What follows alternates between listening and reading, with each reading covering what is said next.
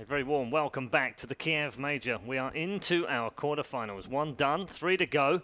And next up, we see the Boston Major champions in action as they go head-to-head with the SEA's last surviving team, Faceless, having come through a derby match in the round of 16 against their fellow team, TNC.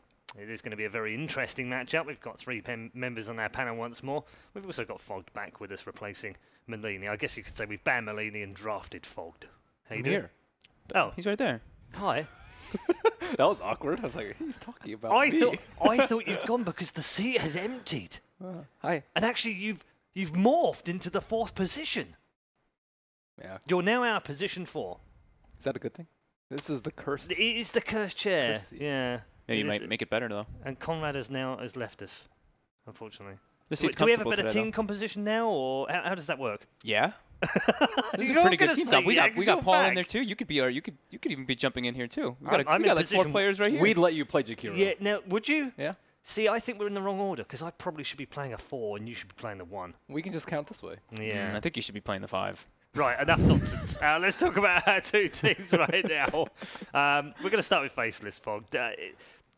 Difficult with them sometimes because they are so inconsistent that you kind of go, yeah, they look brilliant. Oh, they don't look quite so good anymore.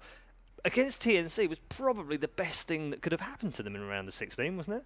Yeah, I mean we saw an 84 Essence Shift stack Slark. It was pretty awesome. I think that they had like the best. It was kind of lucky for them to be playing versus TNC. Just even though TNC is so dominant, these guys know each other so well, so they definitely got a bit lucky coming into it.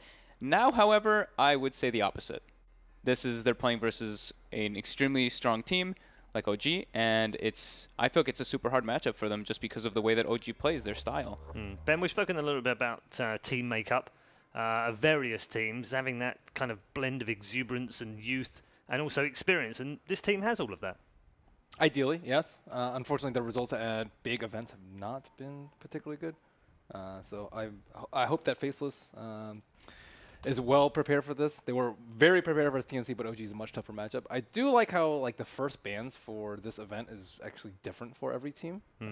Before it's like, okay, you have to ban, bad or whatever. But we see like Lycan first phase, we see Monkey King, we see CM sometimes. Yeah, it's pretty cool. So they're a lot more team specific, which I think is indicative of a very more balanced metagame. We had patches before where you had to ban the Batrider, you had to ban the Lycan, and I don't think any heroes are really like that. The players are almost ready to come out, so let's move over to OG and have a few words about OG before they do enter the arena. Champions, obviously, from Boston, triple major champions before, still in the hunt for another one. Is there any beating them when it comes to a major? There's one at Shanghai. I mean, Well, yeah. to be honest, OG, they came in looking like the #2 seed in this tournament, and while they performed decently well, I don't think they've shown that prowess. Like, same as IG, I think they've struggled a bit more than expected at this tournament. Whether that's because you had teams under the radar coming in like VP and Secret, I don't really know. But they're certainly not as dominant as before. But There's still, more but illusion still heroes up there. now. There's Arc Warden, kind of, and Zero there's they haven't won with Spectre. it though. They're not doing so good with the Arc Warden, but yeah. Spectre, so now they have 4 Spectre. heroes that are really good for them. 5, theoretically. right? 5? Naga, TB, Alk, Oh, yeah. Arc Warden, and Spectre, right? I think that's the one thing, like you said, I think that's the one thing that kind of maybe hurt them is that they're a bit predictable and limited in that kind of essence, and DAC maybe kind of showed that with the way that IG, at least in that best of 5 in the finals, they were just like, okay, we ban these heroes, come at us, and it really like everybody's kind of just taking a little bit of a page from their book, banning out the Naga TB first 2, forcing them to draft this like Alchemist in the first 2 like every single time. Okay, So. we'll get more from all 3 of you in just a moment. We are going to head over to the main stage, however, as our 2 teams are ready to enter.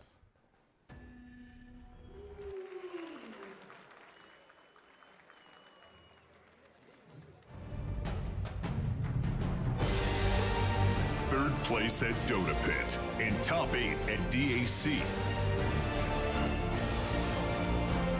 This team has come a long, long way since Boston. A fresh face last season, Jabs has become a ruthless mid laner, leading this team to glory. Proof of Captain Ice Ice Ice's incredible eye for talent.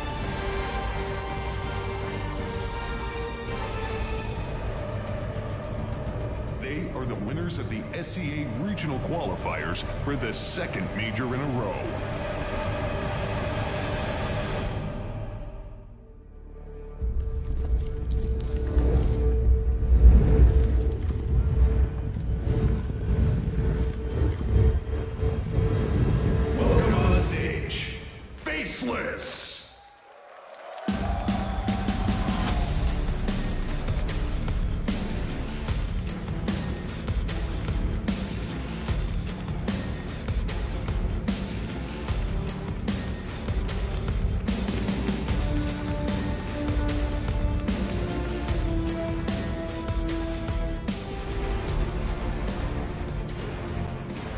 reigning champions. A team that conquered 3 of the 4 majors enters the ring once more in a crusade to defend their title. Ana's confidence in the mid lane has grown. And with S4's mastery of the offlane, they are a more formidable force than ever before.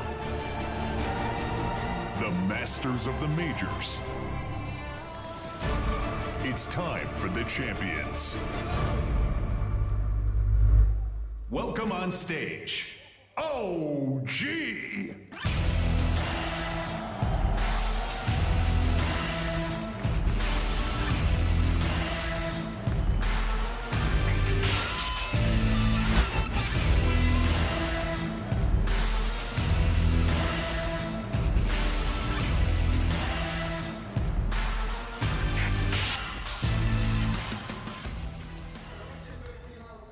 Here we go then. OG, defending champions against Faceless. Faceless facing an uphill task. They've had some results in the recent past which would suggest they're going to give OG a good series. OG heading off into their booths right now. All 5 men are major champions. They've also got a TI champion among them. And they've also got a man who, if they do manage to win this major, would win his 100th professional Dota 2 championship, which is no time. That's some career. It's very impressive, yeah. And playing in multiple roles, too. So when they said they were reigning champions, I was like, man, it seemed like Boston Major was not that long ago. It's like almost 5 months ago. That's a while. Crazy. I mean, that's like a year and a half in real human years. We're going to talk about our featured matchup. We've picked out the offlane, Fogged, mainly because these 2 players... They're the big playmakers for the teams. I think Ice is the most important factor for this team. I think if he gets limited, it really hurts Faceless. While S4, I think there's sometimes that he can get a little bit hurt, but he's their big like initiator, their big team fighter. He always just tries to make stuff happen all over the place. So that's kind of like where they both shine in that way, and they both like to pressure the offlane really hard. They don't like to go to the jungle. These 2 will always be staying in that lane, just being like that dead hero kind of in a way. And we've seen some great performances from both as well. Particularly, you'd have to pick out S4. Yeah, his Enigma in that game was absolutely impeccable. I do think, though, that Ice, whenever you talk to pro players, professional carry players, they always get asked, who's the most annoying offlaner? And it's always Ice. Yeah. That guy, he's so annoying. Why? He just, I guess the example is I saw him play Abaddon at DAC, and he had his ult on cooldown, but he was just running at the enemy carry. He's like, I do have ulti. Like, he will do these bluffs that you don't normally see in Dota. He'll make these small little changes, and he'll hide in trees, just do anything he can to put any pressure on the safe lane. We talked about a little bit about Moon Meander yesterday in a similar kind of vein, in the sort of clowny, messing around kind of way, but also a top player.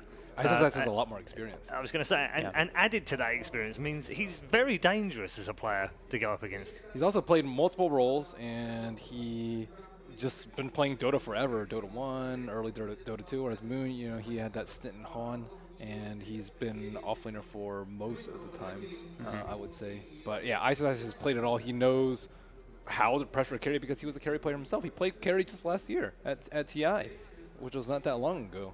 I think his Timbersaw is best in the world, I would say, especially as an offlaner. That's kind of his iconic hero that he just creates a ton of space on. His Broodmother is widely regarded as one of the best broods, and he's just good at creating space. Likewise, on the other side of the fence, Des4 has also played in different positions as well, also understands the game, has also been here what seems like forever, and is a TI winner on top of being a major winner as well. Yeah, he's a boss. Great spellcaster, probably one of the better spellcasters in the game, in my opinion. In all of his roles, even when he was playing mid, we saw him playing some different type of hero. Sometimes we saw him bring out like the Clockwork, I believe, like a long time ago. Like he plays his pucks, he plays like these very, very important spellcast heroes. And then now in the offlane, it's very similar. The Batrider, the Enigma, all these type of heroes. So. Even when he was in the mid, though, he was playing offlane heroes. Yep. He's still quite. I'll just have some fun with these heroes that nobody wants to play. It worked for him. Why not? Yeah. I think the thing I always hear about S4 is he's just so good at. You can't see it when you watch him, but he sets up the team fights very nicely in terms of planning and talking to his team and calling things. He'll always say like, oh, when this is about to happen, he'll predict it. I'll do this, and then it'll happen, and he'll do it. And you already know what's happening a couple seconds in advance, which lets you position how you want to go for that.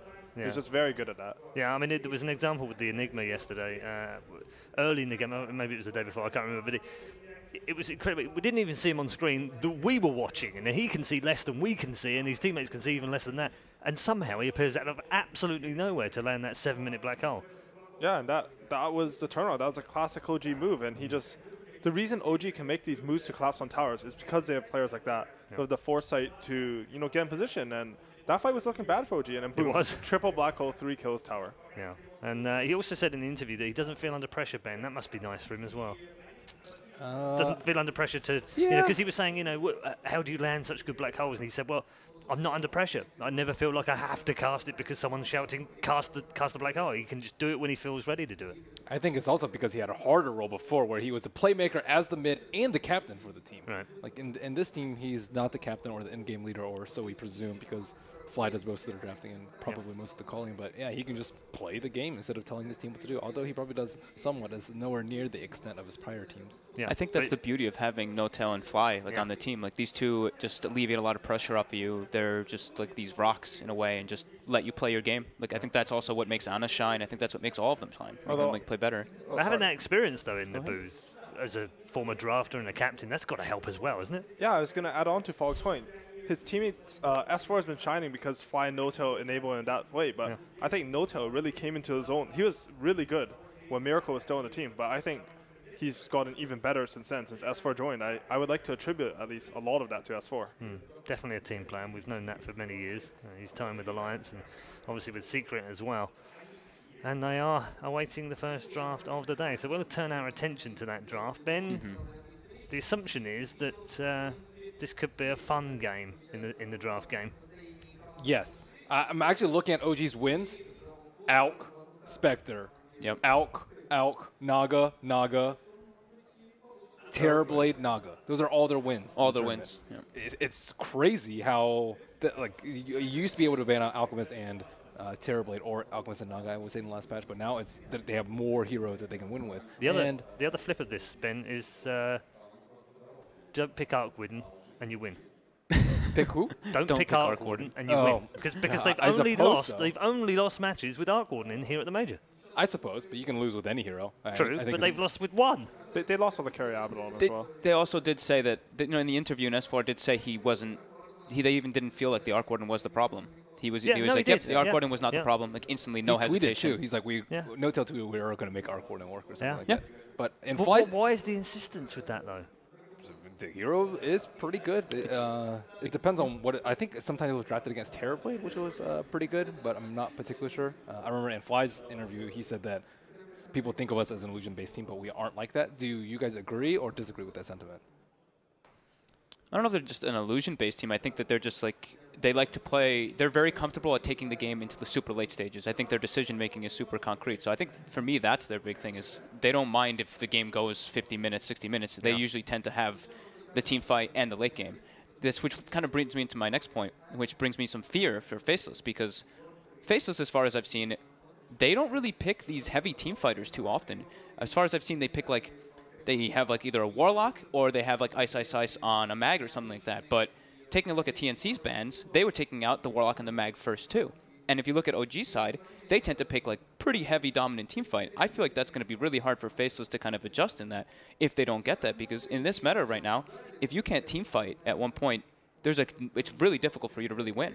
Do you feel like that maybe is attributed to Faceless' inconsistency, not just within series, but actually within a game sometimes? It looks like they're winning, they do really well, then something falls over, they lose the game. That happened an awful lot at DAC, has happened a little bit in the group stages, not as much, but a little bit. Sort of adds to that inconsistent theme that they've had. Yeah, I do think so. I think that it can definitely hurt them in this one.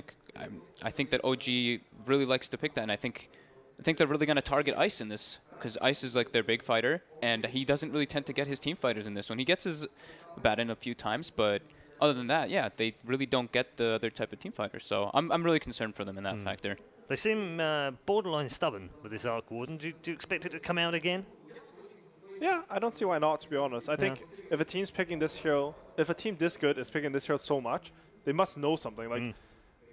No matter how, they might be 20-5 with the hero in scrims, and then they just lost all the officials. It's very possible. The hero, he seems strong in pubs, honestly. So It's like Wings and Pudge.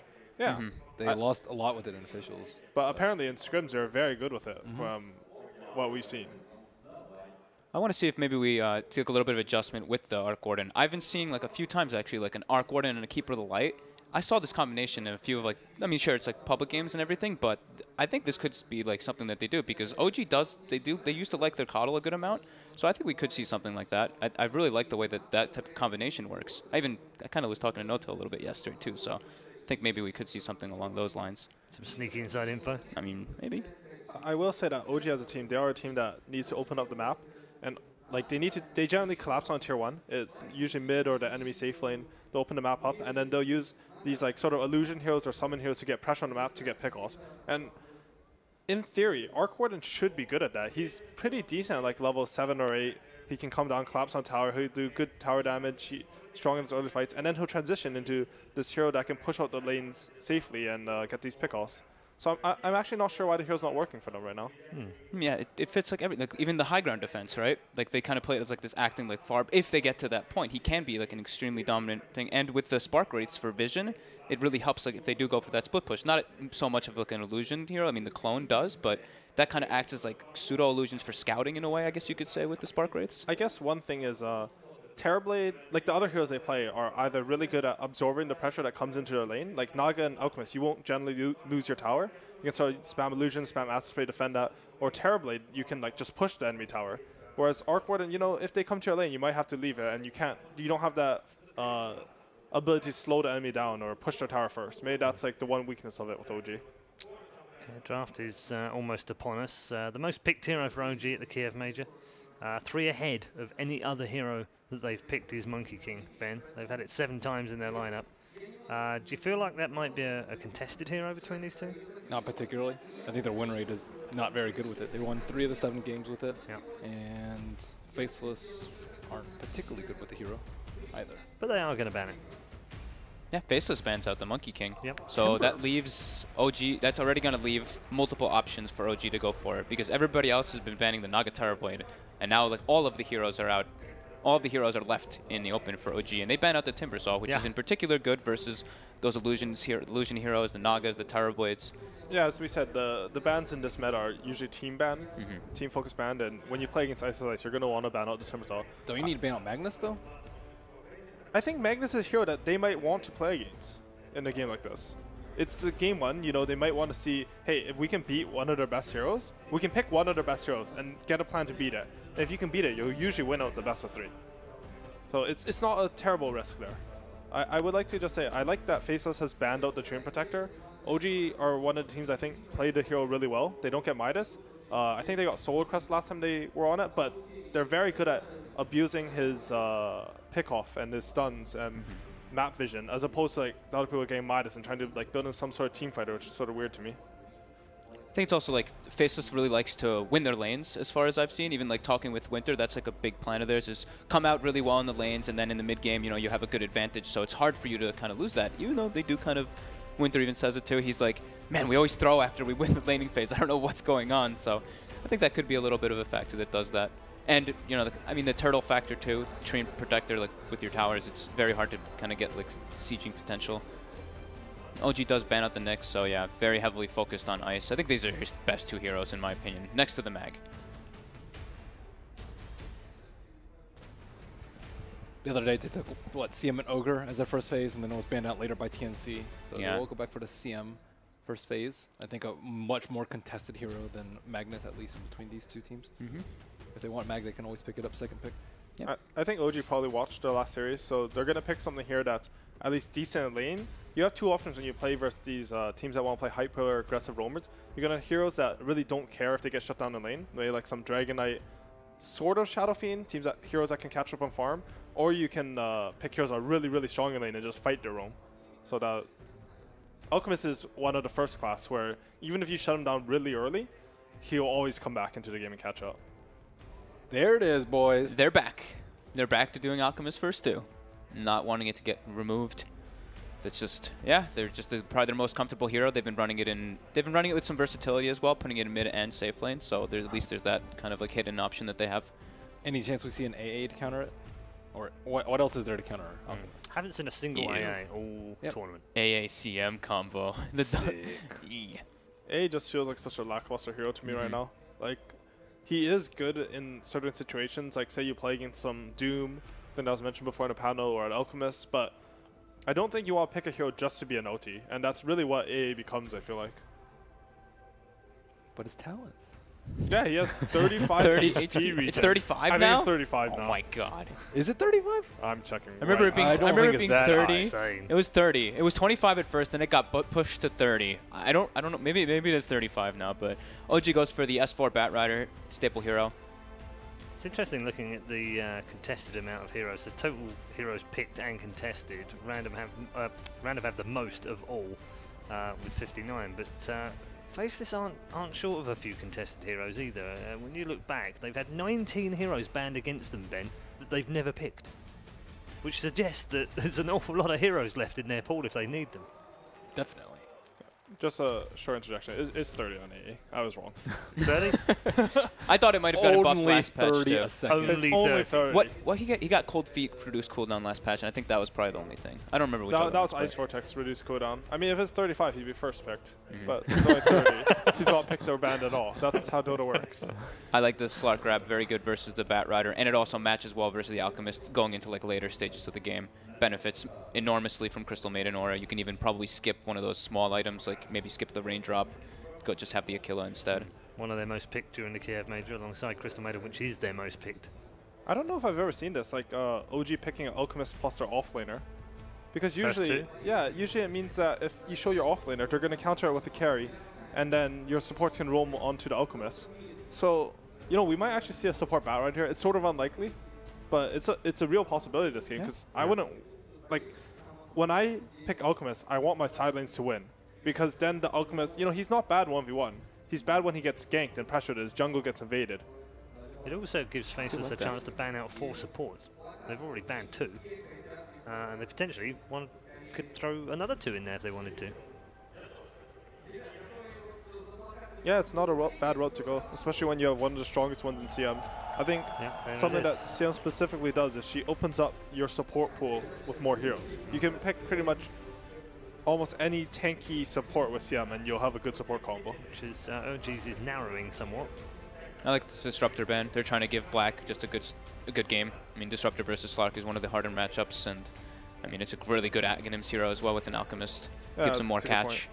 I think something else to be said about banning heroes is if you ban heroes that you're definitely not going to pick, like Faces probably won't pick Disruptor, CM, Slark, it's never really going to be a bad ban. Yeah. There's been a lot of times where like you might ban a Terrorblade and then the next pick comes, you're like, oh, I wish I had Terrorblade in a pool. That won't happen with Disruptor. Taking out Shadow Fiend from OG. You know what is left in here? Not really picked between these two, but the Ricky's there. That's true, yeah. That hero's so interesting to me how he's being picked. Some teams are straight up first picking him. Yeah, Some teams very are completely prioritised. ignored. Yeah, these two have not played it at all at Kiev Major. I think it's a style kind of thing, right? Like a lot of these teams which pick the Ricky love to have, they have like that one iconic, it's like this guy's the roamer. This guy's going to run around, be like that vision. It's the teams that also really like to have that The like mobile, walking ward mobile kind of assassin thing. Yeah. Annoying ward. I feel as, like people call OG's them. a little bit, at least like changed a little bit from that. Jirax used to be like the super hard roamer, but since they've been nerfed, he's playing more of like, okay, let's secure the safe lane, and then I can start making like those kind of moves afterwards. Yeah, he's definitely moved away from the Earth Spirit as well, hasn't he? Yeah, Yeah, that hero it's- hasn't had a lot of success. Yeah. To be A lot honest of though, I nerfs. think Jerax would be a really good Ricky. I think what set him apart as a roamer, like even on Heroes of Earth Spirit, is how he would get vision with the heroes. When I watched his Earth Spirit, he would like roll onto random hills and stand there and be a ward. And I think Ricky's something similar in a lot of cases. And it's amazing versus Slark. Like the silence is always extremely good in the Yeah. later stages. So Okay, so instead they're going to go for the Shaman. 8-second shackle. 8-second shackle. It gives him Indeed. an objective taker from a support. Always very good. Gives him like a bit more team fight as well. Played it Anytime you twice already here as well. yeah, anytime you have like a high farm hero, you're gonna want to open up the map by taking at least 1 or 2 tier 1s. Yeah. Shadow Shaman definitely does that well. I'd just like to mention something about the Visage ban. Slark used to be pretty good at Visage because when you use your Death Pact, is that the spell name? Dark Or Keel? Pact, Dark yeah. Pact. I don't know any spell names. When you use your Keel, it would remove all of Gravekeeper's Cloak from Visage. But now they change the spell ban. You need to take 50 damage for the layers to get removed. So what happens is Slark can't kill Visage anymore, even though he has that multi-hit thing. So we get the Abadoon. Abadoon. Yep. Is that what we're going for now? Sure. I don't know what's happening. I mean, very good Ice Hero. It's very good versus the Shadow Shaman and the Bat Rider to remove the disables. Can be very strong. Now they have like 2 heroes that can kind of remove their own disables, and OG goes for the S4 Bat Riders, or the S4 Enigma. So Bat Rider support is looking like it's highly a chance. Yeah, it seems like that. I think Enigma's one of the heroes when you play Slark, you're like, I do not want to play versus hero. He ruins my hero. Yeah. But they had a Bat Rider, so they sort of debated them. And I'll tell you what, I think this is brilliant because it forced them into focusing on banning more supports, which they did. And that actually was what OG potentially wanted them to do, so they didn't ban the Enigma second phase. And this is kind of my fear that I was like stating before for Faceless, is OG now has pretty strong team fight. You look at Faceless, these heroes they're okay, but they take some time to build up. OG, once they get their 6s, they're ready to go, even though they have an Alchemist. Something to be said about Rasa versus Abaddon. Is it? Oh my god, you guys screwed me up with it. Abaddon. Is it Abaddon or Abaddon? Abaddon. Abaddon. About Abaddon is that Abaddon. even though, oh my god, even though Ice's hero in the offlane has CM Aura to cast a lot of shield, Shadow Shaman with his recent buff to his base damage, his 68 base damage at level 1, is one of the best zoning heroes. So I expect Faceless to pick a hero to go up there with him, but they ruined it because they picked too fast. But yeah, I like the Ogre Magi. I think that they see a vulnerability in OG's draft and that they have some slow heroes. Enigma's not particularly fast, Alchemist not particularly fast, Shadow Shaman sort of, well, he's a very slow movement speed hero. The Ogre will be able to sort of roam the map and go to different lanes and pressure them really hard. So who plays the Bat Rider for OG? Probably JRX. Yeah? Yeah. He's only ever played it 3 times in his entire career. Wait, Fly's played it? No. They have put Enigma as support. They've put like the jungle Enigma as well. Do you know the last before. time JRX played Bat Rider support? TI? Boston? It was Boston. Boston okay. against Amphibian. He played Enigma not that long ago, too. They did lose though. I think that game. That was at lose. DAC. But when you've got S4 in this kind of form, Yeah. Well, honestly, I would prefer the Enigma offlane this game. I think yeah, I too. I think he has a pretty easy lane. They do have a bit of kill threat on him, but if he plays it defensively, he's eventually going to win that game. What's going to happen with Enigma is, like, if he doesn't die, they're eventually going to rotate down the Shadow Shaman when Enigma has 6, and they will kill whoever's in that bottom lane. Ban out the Venge, just ban out a strong safe laner. I guess the Alchemist would be mid lane. Gives them the more objective taking, not just depending on the Shadow Shaman. Doesn't that assume that Slark would go mid though? Or sorry, never mind. I'm completely wrong. So what's left for Jabs? How do you deal with this Enigma? Because we've seen this so many times from OG where you like take fights, so and so is kind of even until Enigma gets BKB, and then you just straight lose all the team fights. So do you need a solution versus the Enigma? Do you need to end it earlier? Do you just accept that fact? He needs a vision hero, and they also need some burst. I think their lineup lacks burst right now. They played Tiny. I mean, I think maybe Invoker? I'm not sure. It's a bit rough into the Bat Rider. But, like, I want, like, see, Abaddon and Ogre, they're very good at towers, but if you just have just a little bit more, your push becomes insane. And then you're always going to be able to force OG to react to you. And since OG are picking lineups like Alchemist and Shadow Shaman, they might not be the best at reacting.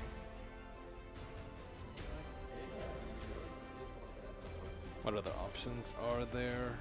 We see Medusa. Medusa actually might be able to take a late game. I do like the Morphling. Pierce versus Enigma. That's a good pick. Morphling Slark though. Morphling mid versus Alchemist has been the sort of Chinese SEA counterpick to the Alchemist. He's actually very good versus Alchemist in lane. He has pretty high kill threat with ganks, and his base damage is high enough that when Alchemist asks for it, you just deny everything. You have high armor too. Two very slippery cores, the Slark and the Morphling, The versus one just the Rasta. thing though is Shadow Shaman is very good versus Morphling, just because you get Hex the Replica. That matchup gets weird with Ethereal Blade, but generally I think if you can lock down Morphling for 8 seconds with your Shackle, you're going to win the fight. And it's super good, like They have Morphling. Abba. Yeah, there is Abba, but They also have Slark to find a Shadow Shaman, so. so they go, wow, okay, they go so it is an Alk short lane. Who do you put mid now if you're OD. Faceless? Oh, sorry.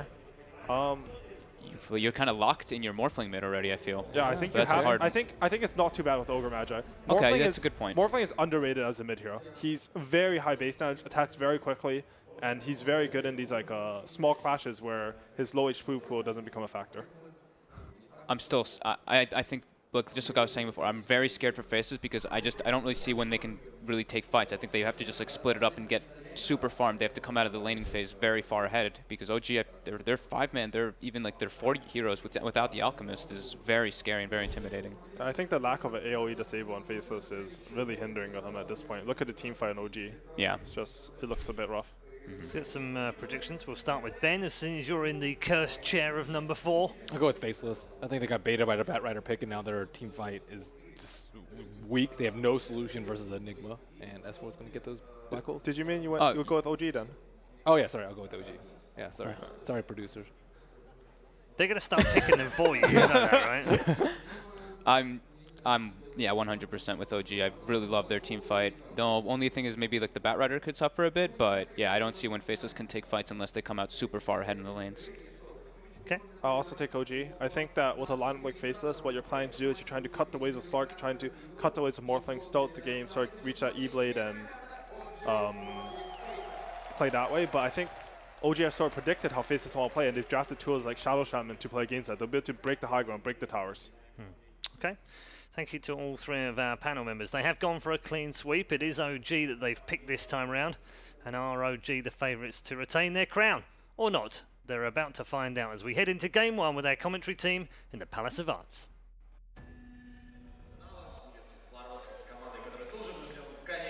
In a cruel twist of fate, the only 2 Southeast Asian teams here at the Kiev Major were forced to face up against each other in the very first round. Now, Faceless represents the hopes and dreams of the Southeast Asian scene as they go toe-to-toe with the green giant that is OG. The pressure is sure to be mounting, Kevin. This is going to be a tough best of 3 for Faceless. Did they start this one off on the right foot? You said you liked the draft. I do like the Morphling last pick. It makes their lanes a little bit iffy, but I do think that a Morphling can give you some good solutions against an Enigma. I think that's the big key hero that OG's been using a lot of their sets to dominate games, so you need something that will be semi-survivable even if you get Black Hole. You need something that has maybe the burst potential to just kill the Enigma at the start.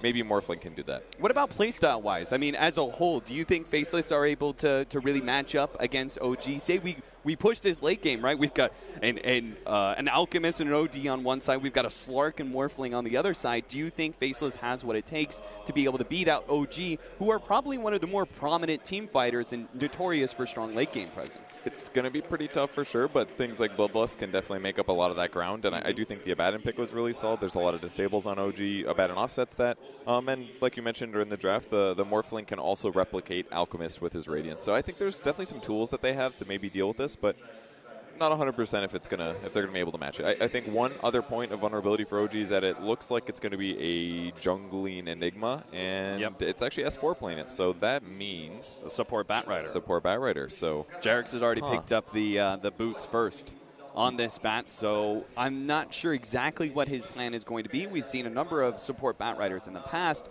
They've always been very disruptive presence, but can be a little hit or miss. So I think the reason they're doing this is because historically S4 has a lot more experience playing Enigma, and a lot of times Enigma does start in the jungle anyways just because you get a really fast level 4 kind of a thing. And as a Batrider, he should be semi-comfortable in the offlane. The crucial move is do not get pounced. If you get pounced, you're caught pretty much. So can Ogre Magi set that up? Can Crystal Maiden set that up? That's what they got to worry about. And can Ogre actually be the roaming hero that Faceless needs? I was expecting, I mean, they didn't know the Enigma pick was coming. I think the Ogre was afterwards, but I'm sure they wish that was like a Ricky Maru, Bounty Hunter, something like that would be a lot more useful. Boy, this is going to be something else. You can see the crowd hyped as always here at the Kiev Major. It's definitely been one of the better crowds that we've seen at majors. We've said it plenty of times, right? The CIS scene needs to be able to have a major, and they have certainly turned up at this tournament. It's been a pleasure to be able to see all the fans, especially the Russian casters are sitting next to us, and you could see the line. It just goes back and back and back in between series because they all want to be able to get a signature from Casper or Vlad. Those casters don't even have to stand up when the line starts. I just look over, there's a line. It's the middle of the game. There's no casters there. There's still a line. I don't know what it's for, but those guys are waiting for something important. I was talking to a guy. He spoke English really well, but he's from the CIS region. He listens to a lot of the Russian casters. I asked him what the difference was between the casting scene. He said the Russians are a lot more personable and a lot more They're funnier than us, basically, Kevin. So what I'm saying is, get funny. As my analyst and my color caster here, Yeah. pull out some good jokes for us. All right, we got to win her over some of these Russian fans strength. away from the Russian casters. They also speak Russian, and we don't. Is that part important? I think it is. I'm just saying for the dual language people. Okay. We got to win them over to the English-speaking side, right? All right, we're finally getting into this game. Game number 1 of Faceless versus OG. No more bullshitting from us. We're going to see already the push out from OG. They actually tried to get their Batrider in a good position with these boots and the smoke up. I'm wondering if he's going to do something that's typical for regular offlane Batriders where you sneak behind and you try and pull the creep wave, that first creep wave that comes in while the Enigma denies one of the Eidolons and then goes jungle with it, or if they're just going to try and straight up lane together. I have no idea what the plan is from OG, but I'm sure it's a good one. You know, one thing that's actually scary about this dual offlane with the Bat is that if Ogre does roll in and try to zone that Enigma, if Batrider just shows up, Ogre Magi dies. Because like sticking Napalm in a very long chase is going to guarantee you a kill. So that's maybe the one thing that's pretty scary here for XY. He also didn't go boots first, with he went Orb of Venom instead, so that may make a big impact. What about our mid matchup? We have a mid Jabs Morphling facing up against Anna's OD. I think it's going to work well because I think that's where Ogre Magi is going based on his current positioning. So he's going to be the disruptive force that kind of keeps the OD down in the beginning. Slap the OD. He's got 4 armor. Ogre's got 8. How do you beat that? I mean, every single offlaner knows, because most of the time it's safe lane Morphling. Morphling is notorious for just being able to control the lane really well, get all the last hits, and all the denies. So if you've got an Ogre up in this OD's face, he can't really get forward to the creep wave, then Jabs is going to be denying everything. He's going to be off to a very early experience lead. But Jarex does seem to try and match XY's Ogre, and we're going to have a duo versus duo in the mid. Okay, so OG is switching it up just a little bit based on where Faceless ends up. So they have no magic sticks here either, so these napalm stacks are just going to continue most likely. And it's going to make their turn rate awful and their movement speed weak and all that important stuff. Another deny on the range creep as well. There is a significant difference between OG and Faceless' lineup where we have Ice, who has to match up against the Alchemist and the Shadow Shaman, so he's going up against a dual lane, a Shadow Shaman dual lane, which is also very difficult. Meanwhile, we have on the bottom side, Black has a 1v1 against the Enigma. The reason is because Crystal Main is going to be doing that thing where she starts off jungle, gets her level 3 as soon as possible, and then she can start having an impact in the laning phase. But she really wants to be able to have that aura up because the heroes like the Slark, like the Abat, really take advantage of it. Yeah, and it's not just that. If she did go to the lane, a lot of CMs have been spending more time trying to zone the offlaner. But you're not going to be able to do that against an Enigma who has Eidolons. CM at most would be able to frostbite one of them, but be taking a lot of right clicks in the meantime. So just the move to go for on Nuts. And as he goes to the safe lane, we'll see if he notices his camps blocked, because that was one of the nice things that Jarex did right at the start of the game. Smoked to the off lane, didn't get broken by Black, and he blocked both camps, which means that CM is basically forced to spend time far away, which means reacting to ganks or trying to help get Enigma kills will take a lot more dedication. Nuts does come in and is going to be able to take away the sentry blocking out the hard camp. That's the one he really needs to release, but it's still going to be a wait until the 3-minute mark. Oh, haste rune on Batrider. This is really bad for CM. God. Almost for sure. Oh, he's actually short on mana. If he had 10 more mana. Nuts. Pretty sure you're going to be dying here. Maybe pick up the bounty rune. He's trying to kind of like juke it out, keep ahead of Jarex just because he's not sticky napalmed up. Here comes another sticky napalm though, and Jarex will claim the first blood as well as that bounty rune. So a very fortuitous rune pickup for Jarex. Guess he is replacing a little bit of S4's rune luck. That's the reason that you check for those runes, just to see if they're there, because sometimes you get a little bit lucky and it completely changes a pro game like this. Yeah, I mean, if you think about it, right, it's basically a 50% chance to be able to get some sort of ganking, right? You know, get a haste, get an invis, both of them will offer you same kind of opportunity to gank one of those side lanes. Yeah, regen would be nice. You can use illusion to pull waves back, or maybe put more pressure when you do roam. It's definitely worth it to check. No tail in the safe lane's got 11 last hits, so he's doing quite well. Not quite matching Slark, but considering the Abaddon's been pressuring a bit more, not too surprising. Yeah, I was actually going to say that it's impressive that Black is able to stay ahead of the opposing carry, No Tail, even though he's having these guaranteed denies that's coming out from the Enigma. But that's probably Ice's just disruptive influence in the lane, causing No Tail some issues, and taking a couple denies here and there. As you can see, he's 10-2. So level 4 now, 4.5 actually for S4. The fast level 6 is certainly going to be an important thing this game. Oh, this is actually so abusive. I didn't even think about this. Batrider plus OD mid. He's got Essence Aura. Oh, man. 20 mana chance, basically, to proc. How much mana pool is this refill? 10%? Yeah. He might be in trouble here, though. Frostbite's going to come. He's going to be slowed down here, rooted up, and that'll be an easy kill for Jabs to be able to claim. Anna with a slight rebuttal there. Yeah. Throws out the Arcane Orb. That will be very efficient against the Morphling a little bit later on. Morphling is known to be very susceptible to any kind of mana burn. Yeah, and not just that, he's got very low HP, maybe not very low, but moderately low HP and very high armor. Pure damage is the perfect solution to deal with a Morphling. It really does seem like this OD pickup by OG may have just granted them a bit of a drafting win, but we'll have to see how it plays out as Jarex is currently body blocking up XY. No Tail trailing along here, see if he can help out, but Ogre is so tanky. I'm not sure if they're actually going to be able to take him down. Let's see, they get the stun on to Jarex, gets a little bit more space. Ice is coming over. He's going to be able to get the shield, takes off the sticky napalm. Now the turnaround is available, but they don't have the mana from the Ogre. So nothing is going to happen. 1-1 still at 4 minutes. Bat was waiting just a little bit long for the Batrider Firefly there. That's the only reason they didn't get that kill, but really good attempt. The body blocking is fantastic. And Aukid's just going to spend some time in the jungle. That's what he's got to do now. He doesn't know that this camp is actually blocked, so he's wasting a little bit of his time here. Unfortunate for him, but still going to be efficient. And in the meantime, Fly is going to hope to sap some experience. So I would say that Face is off to a pretty good laning start. Their mid lane has gone fairly well. They got the Batrider kill. Black has been getting pretty much free farm, and even the Abaddon has felt like he has his own lane here. Yeah, I think that's the one thing that really sticks out to me is that the Abaddon is having a great laning phase, and I feel like it is one of those offlaners who can accomplish a lot in a very long, drawn-out game, and it's kind of looking like it's going to be something like that. Abaddon offlane can accomplish a lot more than many other sort of the normal initiating offlaners, you know. How do you like this OD build here? I saw Miracle do something very similar in his last game where he went 3-1-3. I just assumed it was because of the Ember Spirit, but looking like he's going a similar build this game. Is this the new meta now, all of a sudden for OD? It's probably based on the matchup, right? And for Morphling, there's more value in being able to get the constant intelligence steal off of that Morphling. And as long as you have enough mana from the Essence Aura, and I guess he feels like 2 levels is just enough.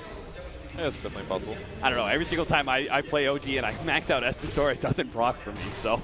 Well, it's going to go down, I think. Yeah, he's being chased down. There's not much they can really do to this one. Fly tries to juke it out. Ice is able to pick up that kill, has to give up his life for it. Kind of questionable whether or not that's fully worth it, simply because the Abaddon was a much higher level than that Shadow Shaman, a whole 2 levels above him. No Tail is going to be the beneficiary of that trade-off. Yeah, it looks like pretty close on gold. It actually wasn't bad. Very similar experience change, but the faster level 6 on No Tail now is going to mean it's even harder for them to pressure that guy. He is just about to pick up that level 6, but Ice is here, and maybe they can actually kill him. Nope, the level 6 comes out. Maybe they can still burst him down. It's going to be close. Chemical Rage, slowly but surely healing him up. Ice has another Flooding Shield that's going to blow, but No Tail was out of vision, so it doesn't actually hit him. He immediately removes the disable. They're going to turn on to Jarex instead, claim that kill, and not much OG can really do to stop it. This is unfortunately the downside of having an Alchemist in the safe lane. He's simply just not a carry that can help you when the clash comes to the top lane. That was the best time to be an Alch, though, in the sense that you just don't die. The clutch Helm of Iron Will there, giving him enough armor with his ultimate to actually stay alive. I really thought he was going to die. Without the Batrider body blocks, certainly was going to happen. But yeah, once again, if he had actually stayed in vision, right, with the Aphotic Shield, maybe that burst damage would have killed him. Yeah, might have. But once again, Nuts makes a really good rotation. It's not the first time he's done it. It's like I feel like he's been in almost all the kills. 2 out of the 3, but almost every time it was a Batrider pickup. They could pressure a Abaddon here, but not under the Acid Spray, so No Tail just continues hitting creeps. We've got 10 Magic Stick charges on Ice as well, and his ultimate is about to come off of cooldown as well. So. And is actually doing super well mid, though. 49-20 versus the Morphling's 27-4. I think it's just because Jabs doesn't want to have to deal with getting hit by the orb all the time. Because I mean, even one of the other times he was jungling, he had -6 intelligence. That's actually quite a bit of mana. It's like half of a waveform. Stun out on Black. Malefice after the Dark Pact. It's going to cause a bit of damage. Black to be able to tank up, but hey, you're a Slark. All you have to do is disappear off the map for a little while, full regen, so you can always put pressure on offlaners like that and not really be punished too heavily. Same goes for S4 though. Oh, I'm having a tough time, hit up the jungle, and then I jungle just as fast as just about any other hero. He's going his standard Midas build. He did get Arcane Boots first, probably because he did spend a lot of time in lane. You can't really get away with it as well if you're in the lane. If you skip that item. XY and Nuts are going to be spotted out by Jerix's Bat Rider here. Looks like he wants to be able to run down Nuts. Now XY can turn around, throws out that stun. Nuts also throws out the slow in front of himself without having to turn around. That's kind of a cool play, but Nuts may still die here. The Euphonic Shield is going to help him out. Now Ice looks to be able to slow down Ana, but it's not quite enough.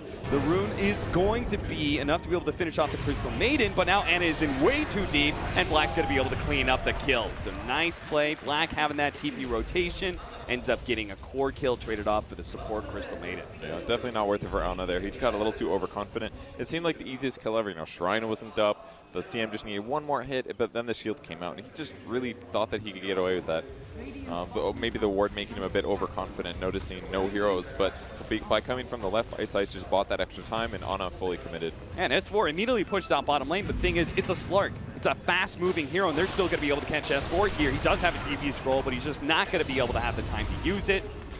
Tries to use the Eidolons to finish off Nuts, but it's not going to happen. So Faceless, really excellent movement around the map right now, really punishing OG because they're kind of running more of a static laning phase, and it seems like the two supports of Faceless are taking advantage of this big time. There's just a little bit of net worth going towards Faceless right now. Very good for them, considering they're up against an Alchemist. He's ready to go on his armlet. He just has to get to the side shop, so should be fairly survivable from here on out. Abaddon going for a pretty safe build as well. Looks like he's going to go for the fast lads. It's kind of cool to see the builds update over the turn. The group stage saw a lot of Midases, but the teams that really started winning heavily in the first couple rounds seem to be, especially the end of the group stage and the first couple rounds of the main stage, seem to be the teams that didn't go ultra greed. Now, that makes sense in some ways, right? Because there were also plenty of teams who were playing a lot faster. For example, Secret in the group stage. But this game specifically, I feel like it's going to be a little bit slower, right? We have two of these late game scaling cores. I would have thought that the Hand of Midas would have still been a potential pickup. Fly is going to be dove here. Once again, Ice looks like he might be trading away his life to be able to pick up Fly. He eats his way through the trees. Nice little juke out there. And he doesn't have an ultimate on Ice, so he's going to be caught. Oh, the Euphonic Shield. Nice try, Fly, but you're going to go down, my friend. 7-3. Ice should be able to run away from this one. And bottom lane, they did make a movement there. Managed to pick up the Enigma, turn it into a push towards the offlane tower. Ooh, he used Black Hole as well. That's so bad for OG. Usually that first one is really important to grab a kill, but he's been constantly trying to push out the offlane. But the issue is that Alchemist is very easy to pressure, actually, especially pre-armlet here. So almost all of the OG supports and heroes have been rotating constantly to the safe lane, which means that there hasn't been as much space for somebody to come to where Enigma is and guarantee a kill. But all it really would take is maybe one hero, two heroes, like a Shadow Shaman in the offlane, to guarantee some disable, to chain the Black Hole together, something like that. But they just haven't had the opportunity.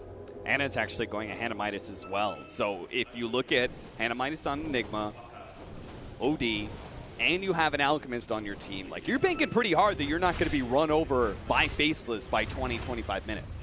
Yeah, and they have some decent heroes for it. I mean, heroes like Morphling or Slark sometimes just need one major item to make good stuff happen. On Morphling, it could be the E-Blade. It could even like something like a Linken's can really pay off too. So they definitely got to be careful. But with that said, I don't think they're the wrong heroes to buy Midases on. Now, OD's definitely the scariest when he does have Midas picked up. He accelerates into this insane right-click kind of carry.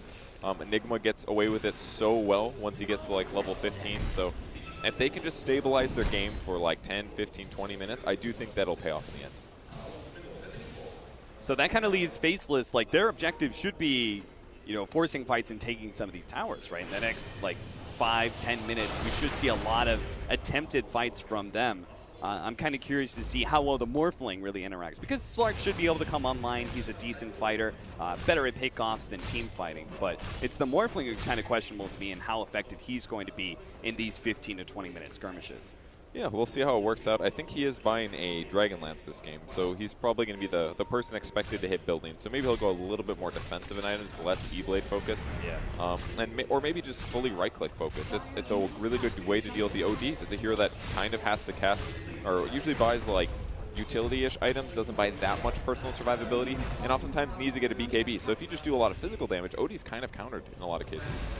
Ice backs away from that mid tower, stops S4's push in the bottom lane. They got a lot of chip damage on that mid tower in the process to actually in deny range there by 1 point. So if OG want to be able to take that tower away from Faceless and that potential bounty, they could, but obviously they'd love to be able to keep that structure alive for the TP rotations. Slurk going to borrow a couple stats from the Alchemist. It's probably not a big deal. He doesn't have many anyways, right? But back in the jungle for him, he's probably really hoping to find like Enigma, Shadow Shaman, just an absolute gimme kill, but finds the tanky guy. That is, like, OG have to play really defensive, right? Because if they do get a pickoff like that, one of those freebies for the Slark, they could very easily just 5-man into towers, and I don't think OG could possibly defend. Like, maybe they can defend in a 5 versus 5, but if they lose even, like, just the Shadow Shaman, I think the chances are very slim they can afford to take that fight. And the other problem with OG here is that it's the support Batrider. He's not really close to his Blink Dagger. He does put a sentry on, he spots out Black, but Black's going to know this range creep aggro storm. Kind of perfect timing for him to get some vision just to see if the detection's there. This really is classic OG. You know, they set up very defensively. They've got this greedy lineup. They say, you know, hey, come push into us. And then they set up this S4 into position to be able to punish the rotation. But I think Faces are pretty wizened up to it, right? Like, they're not 5-manning anywhere.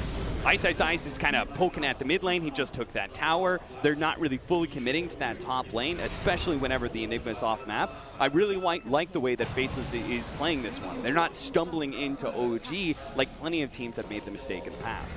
Yeah. With that said, though, they could maybe take one of these fights, but the way that OG's playing is definitely extremely safe. Oh, they're going to find Anna. He's in a lot of trouble. He just used Banish, too. Big kill from Black there. Oh, man, that was actually very, very detrimental to him. And this trade-off looks like they are going to be able to kill XY. He doesn't have any. Well, he does have 2 members coming up, so even if he dies here, maybe they can get some sort of turnaround. Last couple of shots there from the Eidolons, and Jarex will secure the kill. Unfortunately, our Morphling and Crystal Maiden were not in the neighborhood fast enough to get some sort of turnaround play. I mean, OD did not need to use Astral Imprisonment there. It was only level 1. Barely increased his farm speed, and it cost him the death there. It could have been an easy banish on Slark, walk away, assuming Slark did an ulti. So maybe at least buys him 4 seconds, gets an ally there in time, but a very unfortunate death, and that's the kind of person that Slark wants to find right now. Before OD actually does grab a survivability item, he's extremely vulnerable. Yeah, you could see he's going to be working towards the Hurricane Pike, both the defense of the Force Staff as well as a little bit of stats up for him to be able to work off of. Again, Faceless have managed to chip down another tower. Very... I would say very safe way to be able to take these outer objectives the way they're doing it. Bit by bit, chipping them down, not really ever leaving OG an opportunity for a big initiation. Enigma going for a BKB immediately after the Midas. This is pretty standard for what I've seen from S4 in the past. Downsides is he doesn't have the best setup in the world, so he will be able to guarantee a black hole, though. There's not a lot of interruptions coming out of Faceless, so he'll be set for most of the game with that. And with the BKB rush, he'll have trouble initiating, but he does opt for the talent tree with the movement speed, which is one good way to do it. Give you a slightly better chance of finding the right black holes. Fly's going to go for a setup here in the mid lane, or just a little pressure. Fly's into a lot of trouble, gets body blocked. Nuts is actually going to be able to come in and help XY finish it off. He's doing such a good job getting there at the right time. Yeah, he really is. Like, again, the support rotations throughout the first 15 minutes of this game have been very much on point. Jab's forced to use his waveform. Both the cores of OG showing themselves in the bottom lane. Jarex is dealing with Ice right now, but will manage to make the TP out. As a result, because of that kind of spread that we were talking about earlier, you can see the 3 cores of Faceless all sitting at a very comfortable net worth. Oh, Black, did he just find a potential kill on S4? There is the black hole here, so S4 is actually just going to TP out. Is he going to make it? Oh my Jesus. God. Oh. That was so close. I swear the dagger was already inside S4. It was very, very nice edge there. Magic resistance perk definitely would have kept him alive, so ugh. Sliver of HP. S4 sneaks himself away, but again, they're putting this pressure. OG are forcing, like, they're TPing back all the time, and these TPs have longer cooldowns than they used to. It means Faceless are in a better position to punish this. In fact, you can see Jarex right here. No TP for 30 seconds. Black is going to be able to pick up that 1 kill. Does get stunned up, but he pops the ultimate as the extra security to make sure he doesn't get caught in any sort of chain disable. Oh, they want to go on No-Tail. They are thinking about it. There is a shrine going to be there. They really want to fight this one out. No-Tail pops the shrine. That's pretty early. Faceless I mean, I think they're just happy with the Shrine being forced. They'll back away. Oh, really nicely done with the Shadow Shaman, using Hex to instantly kill the Replicate. That's actually nice. going to be a huge advantage all game long. Dealing with the free Radiance against your enemy team, that's a lot harder to play the game. But Yeah, I think that's one of the fantastic things, right, is that as a Morphling, you don't worry too much about your farm in the early game versus out because you know you're going to get it eventually. But as you said, the Shadow Shaman will be able to slow it down a bit. they've got really good ward vision from Faceless' side, too. This is exactly where they want to actually pressure, is in the Dire safe lane. Very likely place for Enigma to be, place for Alchemist to be. But with that said, the gold advantage is looking pretty good for Faceless, but it's not overpowering. And it's just going to get better for OG due to having Alchemist, Midas on their top 3 farmers. So I think they're getting some kills, they're getting some advantage, but I think they need to lay on the pressure even harder. Yeah, Try to force a team fight that they win. It's kind of conservative the way that Faceless are playing it right now, and they're slowly but surely making this a bit of a chokehold on the map. But they got to pick up the pressure at some point, right? And we said, 20, 25 minutes, we thought we'd see Faceless getting pretty aggressive. I mean, that's still the timing window where those Midases really haven't paid for themselves. Yep. So. Except for on OD, the extra attack speed is really beneficial to the hero. True. Enigma, obviously, levels are fantastic, but the level 15 talent perk is where things really start going for it. And normally he hits this a lot earlier just because he does translate the black hole into some good team fighting and hero kills. But we just haven't seen that yet, and that's because OG's lineup is definitely passive. The thing that may start changing that, though, is Batrider getting Blink Daggers at 1,700 gold now. Getting pretty close. But the other issue is because they are playing this defensive lineup, they're hauling their side of the map. There's less space for Batrider to farm. They're not getting ganks off because they can't do it yet. I mean, he would love to do some smoke kills, but it's just so likely that they run into a Shadowblade Slark if they do look for those kinds of kills. Smoke breaks, and at that point, how do you initiate that guy from range? It would be so hard, unless you do, like, Astral into Black Hole or something to guarantee that he doesn't get his spells off. Black jumps himself away. Again, Wow. popping that ultimate. It's just the extra security. Faceless are really making sure they don't bleed away any kills to OG.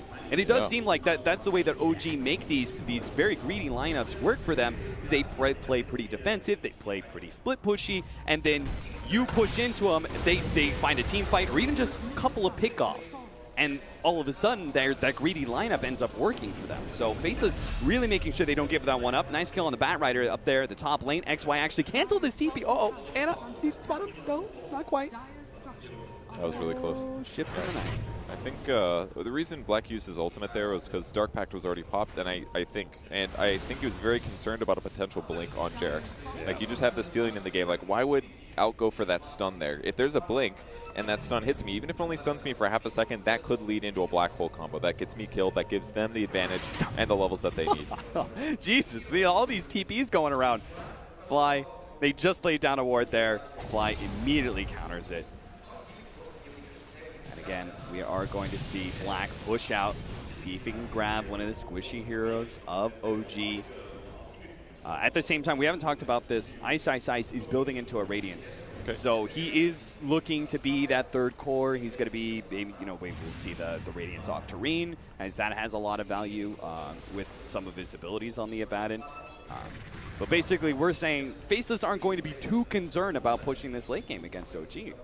I think it's all right to go for this build. Obviously, a lot of Abaddons lately have been going Midas pre-Radiance or Vlad's, but also some of the teams that have been doing really well previously, or like Secret, for example, just straight defensive items. They're going to spot Black. Yeah. This is the problem here. They run into this guy, Smoke's wasted, and it actually did hit all of them. No Blink Dagger, so they can't catch him. If they had a Blink, maybe they could go for a Black Hole, but even that would be kind of dangerous. Jarex, if he's not careful, he's trying to lay down a little bit of fire before he backs up, but was a wraparound from Jabs and Black. Not quite fast enough to be able to catch him. Oh, Black's coming back in, though. They've got the... Oh, he got to the right instead. Looking for Jarex. Gets over the cliff. 50 gold away for the Batrider, and almost at level 10 as well. Oh, Jesus. Yeah, there's the beginning of the shotgun.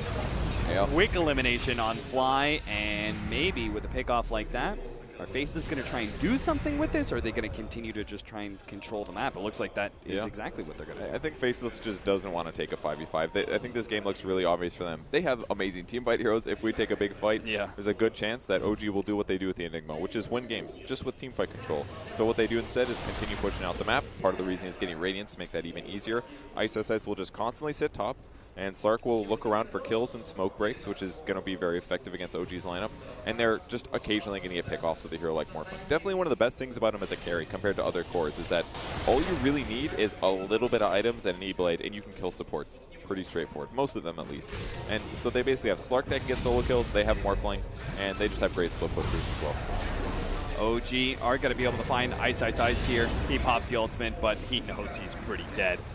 Nuts is coming into the neighborhood, but I don't think Nuts should be anywhere near this one. Ice should be a goner, but maybe not. Jeez, look at that. Alchemist is so low already. Nuts is almost able to finish him off. They are able to get it with the Aphotic Shield. The burn damage was actually enough to be able to bring the Alchemist incredibly low. Ice thought that he was goner for sure, but OG just didn't bring enough heroes. And the amount of damage they did. Oh, this is not already good. Down so low. S4 is going to go down. Black is in the back lines. He's going to be able to pick up an extra one. Catches Fly. OD, Anna in the imprisonment. He's going to come right back up and go right back down again. 16-4. Faceless are taking this game 1 by an incredible storm. That right-click physical damage that they're throwing out between Slark and Morphling is so hard for OG to stop there. But most of that fight did go bad because Ice is just hard to kill. This Vlad's pickup, it's not a Midas, but who cares about levels and gold when you can just kill heroes and level up that way? Because he's accelerating big time, and he stayed alive. He healed back up to full due to Midnight Pulse and Firefly and a little bit of Radiance maybe. And that just made the fight so easy for Faces to clean up. And all of a sudden, the Rax is gone. 25 minutes in, with a Slark, a Morphling, and a Radiance Abaddon, Faceless have taken a lane of Rax. And you don't take that kind of fight and win that hard and not have your next item right on the precipice. I mean, Morphling's got 3K in the bank. He's about to pick up a BKB. That means OD doesn't do crap in team fights. That means Shadow Shaman does nothing. That means even if he gets Black Hold, as long as his BKB's up, he's actually not going to take much damage at all. OG is very reliant, actually, damage-wise, on their opponents not having BKBs. And because of the way Faceless has played this game, they haven't let OG take a team fight. They haven't given them the gimme Black Holes. They're pretty commandingly ahead right now. Now, I think there's really only way that OG stopped this. Like, the endgame scenario is coming up fast. Faceless, with that BKB, with the Aegis, they're going to be able to take a second lane of Rax pretty soon. The only way they stop this is with the Black Hole, right? They have to get, like, a super strong initiation that potentially catches heroes before their BKBs, as I don't think there's a way for them to really be able to split push enough to stop this incoming. And the heroes I feel like haven't really contributed that much is probably Shadow Shaman and Bat Rider. I feel like the support duo was not really the best here. Like, Shadow Shaman's I'm kind of winning, I want to like move around, get kills, split push, and take towers, but all he's been is meat, really. No-Tail gets caught on. No-Tail immediately blown up. They are going to be able to get the Black Hole and the save from the imprisonment, so it looks like they're going to be able to get the kill on the Slark to start things off, but maybe Jabs can still fight this one out. They go for Anna, do manage to pick up that kill. No-Tail had the regen going, but Nuts is just going at it. He had the freezing field that whole entire time. They've taken 2 of the cores. They're going to find the 3rd, and the Enigma got him just before the TP. That's 4 down from OG. A tier 2 rapidly falling. Is this game over? I think it is, Kevin. It's going to be buybacks, but I mean, they don't have Black Hole. They don't even have Alchemist ult for 25 seconds. OD used his ult to guarantee the Slark kill. I mean, if Faceless really wanted to, they could hard commit, and they will. Oh, goodbye! That's so bad for OG. His buybacks icon is still there, and he's been dead for 5 seconds. That is not the situation you want, and that's going to be a double Rax, almost for sure. Wars go out. Jab's like, oh, thank you, Fly. I will take that extra gold, as well as the tier 3 bounty, which you know is still going to be going down soon because you still have 14 seconds till the Enigma's back up. Another 2 for the OD. Swinging away at that melee Rax. They got Bloodlust, they got Vlad's Aura. Morphling's hitting for almost 300 damage right now, and he can almost one-shot every hero on the enemy team. Even the Alchemist doesn't look survivable. If he had like a Manta or something, he could try to like disjoint some of that initiation, but even Jarek's like, gotta push lanes. That's the only way they can keep them out of their base. They gotta buy 30 seconds to get some heroes back up, but I don't think it's gonna be enough. Is Faceless gonna do this? I mean, I think it's over. I think they're just gonna run down. They're gonna take this tier 3. Anna on the side, he almost gets bursted down. Morphling not quite able to finish him off. He jumps forward, actually does manage to get the nuke out just before he can get back to safety too. Fly goes down with the shackles, and what a whopping. Faceless. Oh, they came in damn strong for this game number 1. Close it out by 28 minutes on the marker. They played that so well. Like, their laning stage was great across the board. The rotations from Nuts set so much tempo this game. OG very, very good at the early game, but every single time that somebody was playing a little aggressive, oh, I'll just poke on this guy a little bit, shows up at the perfect time for the Frostbite, and that's all they needed to get a lot of those kills. And then once they hit the mid-game stage, it was just this, like, poking and lane pushing, and don't let them take a team fight. Faceless did not play overly aggressive at all. They completely picked that off. Look, do you see that? Like, yeah, waveform? Black is all over it. And I have to say, I think he played an outstanding job. First of all, Absolutely. The two supports, right? We talked about those rotations. We praised it quite a bit. They were making things happen around the map. That was the first step. And then Black took over as step number 2. You pointed out very early on, right? He's going to be playing aggressively. He's going to be popping these smokes. OG are going to be forced to clump up, and the only real aggression they can show is with these smoke plays, and we saw it immediately in that mid lane play, right? He popped the smoke. OG couldn't do anything. They didn't have the blink daggers. All their supports are suffering. They're not able to farm, but they're also not winning team fights because Faceless just wouldn't give it to them.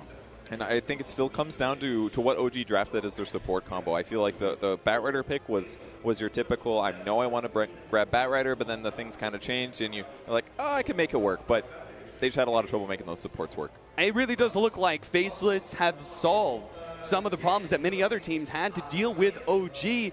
We throw it back to the panel. Panel, what the hell? Like, what is Faceless? Have they just broken OG? Have they solved the code? Indeed, they may have found the last Horcrux of OG as they go down in the opening game. They said Dream Green before this one. They're not dreaming green right now. Ben have got an uphill task to get to the semi-finals after that performance. That was really rough. One of the best Morphling performances that I've seen, but also one of the best ways I've seen them handle Alchemist. Alchemist just got trashed. Yeah. Badly. Yep, 0-3-2. Can't remember the last time we saw No Tail and S4 go through a game without getting a single kill between them. That is really impressive. It kind of feels good to see Alchemist lose like that. Yeah. Secretly, we're all No one's Alchemist sad haters. here. I really like the way Faceless approached this game, to be honest. They were very aggressive. Their support movement, I think they burned all 3 smokes within the first like 10, 12 minutes. They really wanted to make moves. They were like, okay, the Enigma's going to be jungling and stuff like that. They're not really putting pressure onto Black, so we have a lot of like free reign with our CM and our Ogre to make moves around the map, and they did exactly that. They kept making moves on the other 2 lanes, putting a lot of pressure, claiming objectives. And when we were kind of looking at it, we're like, oh, OG has the Shadow Shaman, they can claim objectives, but I don't think they even got a chance to drop the roster wards at a tower almost at all this game. It was just Faceless always being on the aggressive and dictating the pace of the game. Yeah, very different set of supports in this game for OG. How do you rate them? I think they tried something cute with their draft. They were trying to pretend the Batrider was the offlaner so they could get a better offlane for itself. It didn't work out. I expect OG to be able to sort of write it off as that. These guys are major champions. Specifically, they're a major champion who had to go through the lower bracket all the way at Frankfurt. Yeah. So they know how to deal with these losses, and I think they'll be fine in the series. They weren't effective though, were they? These supports. No, this is. I've never seen all of OG have such a bad game together like this. Usually, you have one player who managed to like sort of rally his team, or he's maybe like some Naga split pushing and pressuring the map. But this was a very convincing game by Faceless. Yeah, I think that's the other side of this fault, isn't it? We're talking about how poorly OG played, but let's talk about how well Faceless played. Yeah, exactly. I mean, I was saying how they kind of like understood. This is a team that really understands when they're supposed to be aggressive in the laning phase. I think that most of the time I actually see this team, they come out of the lanes and they're usually ahead. I was talking about it before. They did it this time, and this time they actually made something happen with it too. They had the Morphling and the Ogre for like the push, so they were able to claim some objectives with that. So it was just like really good to see like them being able to do that. Yeah, the transition out of the lanes. They've been strong in lanes all the way through the groups, and before that, we've seen them at DRC, and but what they couldn't always do was go afterwards. And here, there's a perfect graph in many ways, Fogg, isn't it? Yeah. Because that's exactly when the lanes they're all done, and then Faceless takes off. There's no hesitation. There's not like, oh, let's like sit back for a second. It's like, oh, we don't have.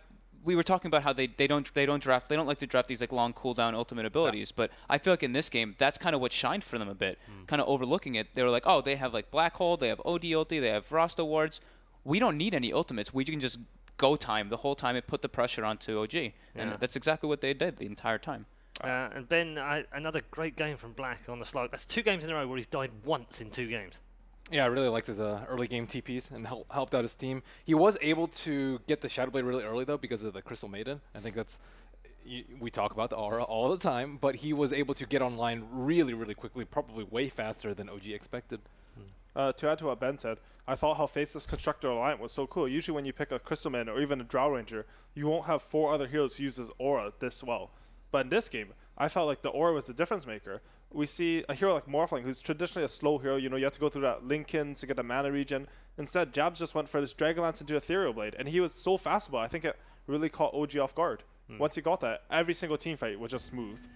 Yeah, Jabs superb in that particular game. Just final words on OG in game 1. What have they got to change, Vogt? I think they lacked like something to kind of get them together for like the objectives. Usually when No-Tail does get pressured in his safe lane, he gets the hell out of there and he goes and makes the move to the enemy safe laner. This time when you're an Alchemist in the safe lane, it's much harder to do. So this time he really struggled to do that because they put so much pressure on him, they kept moving to him. Alchemist can't really move away. I know they've made the Alchemist safe lane work, but when they have nobody else who can really hit buildings, when the roster's having such a bad time, that'll happen. Ben? I also think in the draft too, they got caught off guard. They didn't have to take the Alchemist first phase because Faces weren't actually banning any of the Illusion heroes. Usually when you pick Alchemist first phase, you're worried about it getting banned in the second phase. But all the Illusion heroes were available to them, and they were completely okay with playing a very fast-paced game. Yeah. Think we're going to see a change from OG? Well, I think are they going to have to change? I think they do because the heroes are OG heroes, but usually don't pick them like this together. Usually OG are a team that are able to collapse. In this game, they had an OD, Enigma, Alchemist cores. That's one of the slowest lineups that we've seen at a tournament. And to add on top of that, you had a Batrider support who's not. He's like okay. He's pretty good at level 1 and 2, but he's a hero that needs time to get this Blink Dagger. He can't run around as effectively as say like a Slard or a Monkey King or something like that. I think this game we saw what happens when OG cannot collapse on that tower. Yep. They just aren't as effective with their moves after that. We'll see if they change things up when we head into our next draft, and looking forward to game 2, of course. But before we get to game 2 and the draft, let's check in with Sir Action Slacks once more for some more mischief at the Major.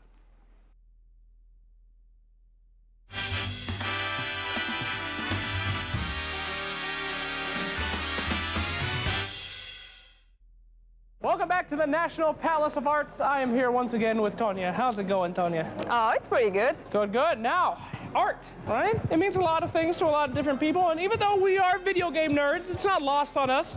So I thought I'd look at some art with you today. Tell me about these 2 beautiful paintings. Beautiful they are. So first of all, this is the Ukrainian family who came to a new place and searching for a new home, and this is the face they are making. Beautiful faces. Beautiful. Yes. And then this one over here. There's a lot of warriors. They've been through a lot, and they are very different, but in the same time they are the same. Right. So this is all about it. Very well. Now, art, you know, you look at it, and if for all of us, it means something to us personally. For us Dota players, everything we think about is about the game. So we've devised a little game here where we will look at the faces made in this beautiful art and we will relate it to our Dota games. For example, if it were me and this was my picture, this man right here would be a support who has spent his entire 70-minute game supporting, waiting for his carries to carry, and they never did. So he sold all of his items, bought an Agnum Scepter, went ham and started killing people. That or it's Fear from EG. I mean, either way, both of those work. Anyway, we've got some contestants here. Gentlemen, hello. Introduce yourself. Hello. What is your name? My name is Denis. My name is Sergey. Maxim. Bogdan. Oleg. All right, gentlemen. First things first, let's take you over and see what you got. Now, it has to be good. There's only one winner. So show me a face and tell me about the game. Oh, see. Is his face? Oh, that man up there. The man with the right next to the flag with the sword. Yes, and these birds. Okay, the face. It's a Beastmaster. Beastmaster, okay, yes. I see the yellow. And he checked the enemy smoke with the birds. Oh, perfect. That's creative. That's very good. He saw the smoke with the birds. These are all the enemies, and then he's pointing them out to the rest of the team. Yes, and he say to fight. Yes, perfect. That's very good. I like the use of the bird. Very creative. Sir, what do we have here? Yeah, I choose this face. It's me when I killed 5 enemies and told to my team, let's destroy barracks and ancient. Yes, let's push. Yeah. Everybody all in. Die tier 3 ancient. Kill yourself. Yeah, or kill Russian. Or kill Russian. All right. You seem to do that a lot. You have a lot of yes, go. Yeah. All right, that's very personal. Thank you for sharing. Sir, what do we see? Когда Storm Spirit украл у тебя Aegis? When Storm Spirit steal your Aegis. That is a good one. When Storm Spirit steals your Aegis. I feel that pain right there. Does that happen to you often? Это часто с тобой случается? Бывало. That happens. All right, very good. Gonna be hard to beat. That was perfect. What do you think? I chose him. Okay. It's Mirana who's ready to send arrow at first level on mid. Oh, all right. The Marana arrows kind of squeezing it up. Do you play a lot of Marana?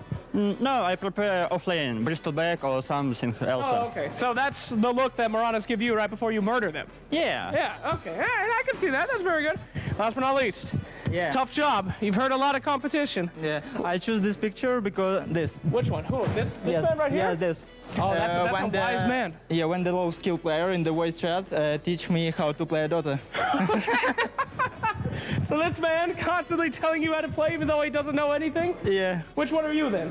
I need a picture of you. What, you the wisest man No, on the this team. is his face when someone tried to teach Oh, him. that's your face. Yeah, That that's was my it. face. Oh, Yeah. oh, that's very disgruntled. Oh, no, that's not good. So where's the noob then? Point out the noob for me, please. Noob? I don't know, maybe this because he's young, very He young. looks young. He Yeah. looks like he doesn't know what's happening. Yeah. All right, it's a hard decision. You guys all were very creative in your answers, but I felt like one man truly has experienced this before. I feel like you have to be the winner. I'm sorry. Ты победитель. Well done, well done. Can I get you? Thank you. Can I get you to make that face right next to that man? All right, fantastic. Well done, our winner, ladies and gentlemen. And we learned a lot about art and ourselves. Keep making art, keep playing Dota. Thanks for watching.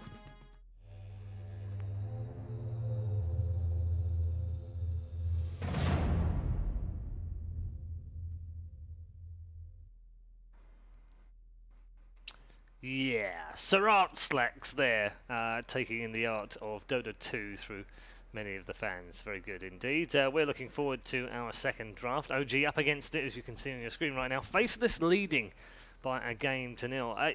Ben, we probably wouldn't have had Faceless. We didn't get time to talk just before the first game. We wouldn't necessarily have had Faceless winning this series, would we? Nope.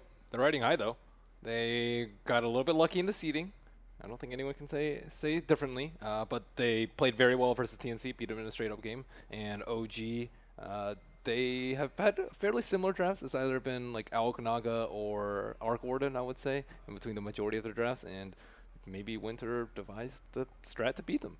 I mean, that's the thing, is that Faceless is playing to their strengths, which we always say is their lane dominance. That game, they literally picked because they were like, okay, these heroes are very good in the lane versus what they have. Slark matches up well versus Alchemist in the later game. Slark versus the Bat Rider, first two, that's kind of what they were looking at when they the information that they had there. And then they kind of picked afterwards. They saw the Alch. They really picked heavily toward the countering the Alch, but also just the laning phase. So it was a very clever draft coming out for them. And in a way, Curtis, I guess OG kind of locked themselves into how they were going to play from the very first two picks. Yeah, a little bit. I think I'm not sure what happened though, because OG's early game is usually very hard to punish. They're one of the teams that's greedy, and people think, I don't know how to punish these guys with the early game lineup. Every other team that's tried an early game lineup against OG, I feel, hasn't succeeded. But Faceless did it spectacularly. Every gank seemed to work for them. Do you think same again for Faceless in the style that they drafted? I think definitely. I think this is a team where Faceless doesn't match up that well against OG to me if they go into the mid-late game without an advantage. I think OG are just a lot more experienced at that than them. But if they can pressure early game like they did this game, I think they have a good shot. Mm-hmm. Look, we really talked a lot about the cores. You know, we were saying like Ice had a beautiful laning, Jabs played almost impeccable, Black had some incredible TPs, but the supports really enabled that. Like I mentioned, they used like all three of their smokes very early, just keeping the pressure on to enable their cores to be able to do that. I think like those two guys actually played. I think the CM and the Ogre played such an important role for this team. Okay. I wouldn't be surprised if they draft something very similar in the next couple coming on. What do they ban, OG? What do they ban Crystal against? Maiden. Yeah? Crystal Maiden is definitely the key hero for Faceless. You have to ban it out or take it. You cannot give it to them. Their early game is too strong, and it just accelerates their early game way too much at a point where it was irrecoverable. Most picked hero at Kiev Major. Is it the most important hero right now? For Faceless, definitely for OG. I don't really think they care so much that they get it. It's just that they cannot Just don't want to give it away. Yes. Yeah. I feel like the hero's first picked or first two'd a lot. It's picked the most as a 60% win rate, and people are still underrating the hero. Yeah. Because it's one of those invisible impact heroes that I like to call them. You just can't tell how much it's doing. I mean, in this game you could, because Faceless just ran it so well, but usually. Yeah, it does seem that way, doesn't it, Ben? Yeah, Teams constantly it's underestimating hard. it. When you play with Crystal Maiden, is just nice, but you can tell like with their item builds, they didn't like overcommit on mana regen. They were able to pretty much have no downtime because of the Crystal Maiden. They're very used to playing with the hero, and I guess there's some other like invisible impact heroes too, like something small like TA traps or like Lycan Wolves. I suppose also have. It's hard to tell the impact if you're actually playing the game. But spectating, we can actually tell that it's a big difference maker. It feels amazing to play with Arcane Aura. It really does. Every time I see him, I feel like a god. Yeah. Like, if you ever play with like a lower MMR friend, the hero you tell him to pick is Crystal Maiden. Yeah. And if you're in an ability draft, you're like, please, someone take Arcane Aura. Someone take Arcane Aura. Yeah. Please. It just enables you to. I love how it just enables you to be able to skip those like early game items, like being able to skip the Ring of Aquila on the Slark, being able to skip like the raindrops and all that. We saw, he just rushes Shadow Blade and starts going. He gets like 3 or 4 kills pre 20 minutes because of it, or maybe even more than that. I think that's like I think the Crystal Maiden is just so important for this type of factor. Even in Liquid's game, they were able to first pick the Earthshaker because of the Crystal Maiden. I feel like Earthshaker super. You have to buy like 3 or 4 clarities if you don't have the Crystal Maiden on your team, and the Earthshaker worked out a hero that is pretty much never picked. Mm-hmm. You saw the players just entering their booths once more, having had some refreshments and some breaks. They've got back into their booths. They'll get into the lobby very shortly. We'll continue talking about heroes in particular across the Kiev Major. Only 11 left that haven't been picked or banned, out of which, do you think we might see any of them? I'll give you the list. It's AA, Chen, Enchantress, Gyro, Lone Druid, Mirana, Necro, Shadow Demon.